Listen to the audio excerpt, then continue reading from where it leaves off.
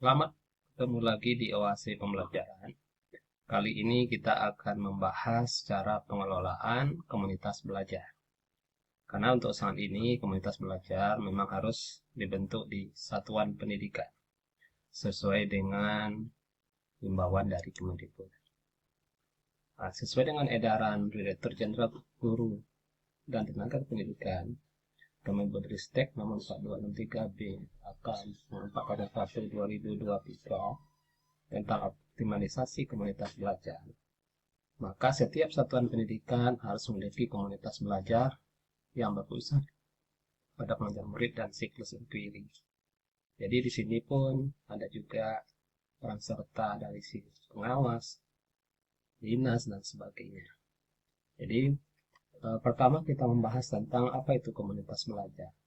Komunitas belajar adalah sekelompok pendidik dan tenaga pendidikan dalam satu sekolah yang belajar bersama-sama dan berkolaborasi secara rutin dengan tujuan jelas dan terukur untuk meningkatkan kualitas pembelajaran sehingga berdampak pada hasil belajar peserta didik.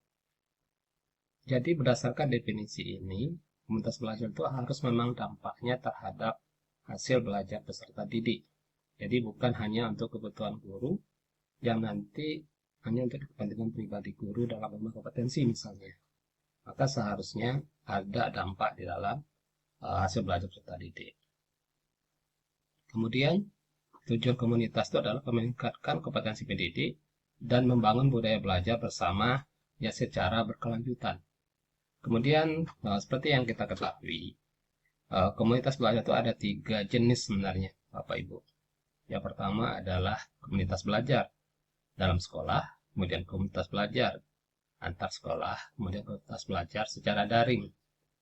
Jadi, kalau untuk dalam sekolah, itu namanya komunitas belajar dalam sekolah.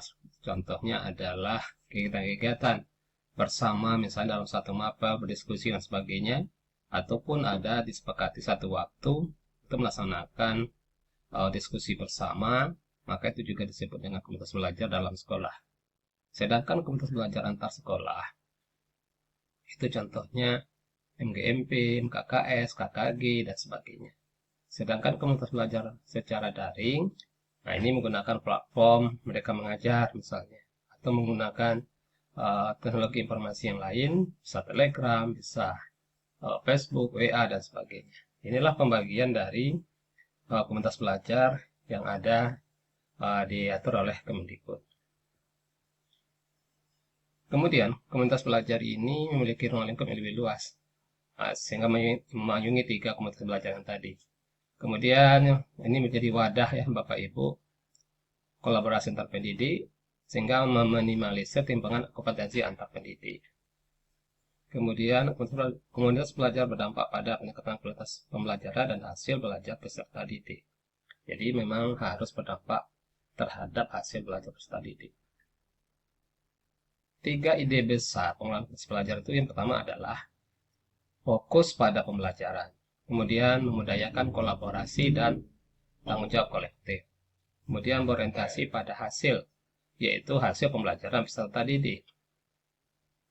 Jadi ketika melaksanakan komunitas belajar, kita harus memang betul-betul merancang kegiatannya yang memang fokusnya pada pembelajaran. Jadi bukan misalnya pada waktu komunitas belajar, dibahas hal-hal sifatnya insidental, kemudian juga tidak terencana, dan misalnya itu adalah seperti rapat bulanan, dimasukkan ke dalam komunitas belajar, bukan seperti itu Bapak Ibu. Jadi tolong dirancang komunitas belajar dengan baik. Kemudian fokus-fokusnya, ya seperti yang jelaskan sebelum juga, komunitas belajar dan sekolah memiliki kewajiban untuk menunjukkan kinerja terbaiknya dalam mendampingi peserta didik agar dapat menguasai dan memperoleh hasil belajar terbaik dari hal yang dipelajari, baik itu kompetensi dan sebagainya. Kemudian pendidik dituntut untuk terus belajar sebagai upaya pencapaian tertinggi bagi kemampuan peserta didik. Jadi memang efek terdampaknya terhadap peserta didik juga Bapak Ibu. Terus mungkin Bapak Ibu di sekolahnya masing-masing sudah ada komunitas belajar ataupun sudah berjalan dengan baik dan sebagainya. Maka bisa kita buat 3 kategori untuk tahap pengembangan atau pengelolaan komunitas belajar. Pertama itu, kalau memang belum ada komunitas belajar, maka itu namanya tahap merintis dan merancang. Terus kalau sudah ada, namun belum berkembang, maka itu tahap menumbuhkan. Kemudian tahap ketiga yang sudah bagus, itu tahap merawat keberlanjutannya. Nah, ini mungkin tahap-tahap bagi Bapak Ibu dalam mengembangkan komunitas belajarnya. Nah, sekarang mungkin kita bahas terutama komunitas belajar di dalam sekolah. Nah, ini contohnya komunitas belajar yang sebelah kiri adalah dalam sekolah, kalau ini antar sekolah. Jadi masing-masing punya tugas Bapak Ibu guru, kepala sekolah. Contohnya guru menetapkan waktu belajar bersama, kapan waktunya. Apakah itu secara satu memapal ataupun secara klasikal untuk semua. Kemudian identifikasi kebutuhan kebutuhan belajar guru. Misalnya terkait ini implementasi kurikulum merdeka. Kemudian berkolaborasi menyelesaikan masalah, kemudian berbagi praktek baik, merefleksikan hal-hal yang sudah dilakukan, kemudian mendokumentasi atau mempublikasikan menggunakan PMM misalnya. Kepala sekolah apa pula tanggung jawabnya. Jadi pertama adalah memfasilitasi kebutuhan komunitas belajar, waktu, kebijakan, anggaran, kalaupun ada. Kemudian monef dan juga untuk menghadiri kepala sekolah. Nah, ini bisa juga dilakukan Bapak Ibu. Lalu yang sebelah kanan ini adalah komunitas belajar antar sekolah. Ya misalnya menggunakan sekitar waktu untuk MGMP misalnya Bapak Ibu. Jadi tahap-tahap membangun komunitas belajar dalam sekolah itu pertama membuat tim dulu Bapak Ibu. Kemudian telah data hasil belajar, lakukan sosialisasi, kemudian masukkan efektif guru di sekolah, kemudian merealisasikan belajar bersama, bagi praktik dan sebagainya.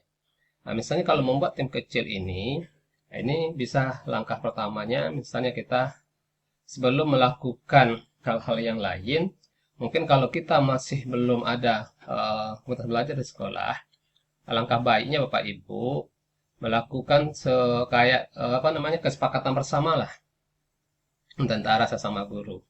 Yang pertama itu coba rancang tujuan kegiatan bersama, kemudian dari sisi menyetujui keanggotaan dan sebagainya. Ini bisa dilakukan sehingga nanti memang akan berdampak terhadap keberlanjutan kegiatan komunitas belajar di sekolah. Misalnya kami di sekolah, kami membuat satu blog tentang komunitas belajar dan sudah kami lakukan. Yang pertama itu memang melakukan sosialisasi dulu Bapak Ibu. Ini contoh sosialisasinya. Nah, jadi kita harus memberitahu kepada semua guru sebenarnya apa sih komunitas belajar itu. Kemudian apa saja yang harus dilakukan, kemudian tujuannya apa dan sebagainya. Jadi, setelah itu di dalam sosialisasi tersebut baru kita mencoba membuat kesepakatan bersama seperti ini rancangan tujuan kegiatan bersama komunitas belajar. Jadi misalnya tujuan komunitasnya untuk apa gitu ya. Jadi ini disepakati bersama antara pihak kepala sekolah ataupun tim kurikulum dengan guru-guru semua. Kemudian masalahnya apa yang terjadi, tantangannya misalnya. Kemudian kekuatannya dalam rangka untuk komunitas ini apa saja di sekolah tersebut. Mimpi bersamanya komunitas itu seperti apa. Kemudian juga aktivitas apa saja dan berapa kali dalam untuk kegiatannya, apakah sekali seminggu, 2 kali seminggu, atau sebaliknya 2 minggu sekali, 1 bulan dan sebagainya. Kemudian dokumentasinya seperti apa? Nah, ini coba dirancang bersama semua guru sehingga merasa terlibat dalam merancang untuk kegiatan-kegiatan tersebut. Ini contohnya untuk sosialisasi Bapak Ibu. Kemudian bisa juga habis ini kita mungkin dari sisi tujuan keanggotaannya juga akan dibahas seperti apa pelaksanaan dan sebagainya. Nah, ini bisa dilakukan oleh oleh pihak sekolah dalam merancang kegiatan-kegiatan yang dilakukan di sekolah. Nah, kemudian setelah ini baru kita nanti mencoba menentukan tim kecilnya. Misalnya narasumbernya siapa, kemudian reporter ini untuk mendokumentasikan, koordinatornya, pesertanya, ataupun kalau bisa nanti ada sekretarisnya, kemudian kalau membutuhkan ada bendahara dan sebagainya. Ini juga harus disepakati bersama Bapak Ibu. Nah, habis untuk menentukan tim tadi, supaya kita bisa membuat program kita, lakukanlah refleksi. Refleksi ini Bisa berupa survei, kemudian juga bisa diskusi, bincang-bincang dan sebagainya. Dan ataupun Bapak Ibu mencoba melakukan refleksi menggunakan instrumen penilaian diri guru dan sebagainya. Kalau kami di sekolah, kami sudah merancang juga untuk refleksi ini menggunakan ada instrumennya.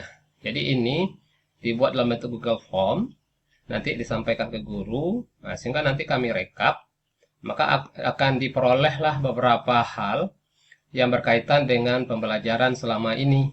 Sehingga akan tahu apa kekurangan dan masalah-masalah yang dihadapi oleh guru dalam melaksanakan pembelajaran sehari-harinya.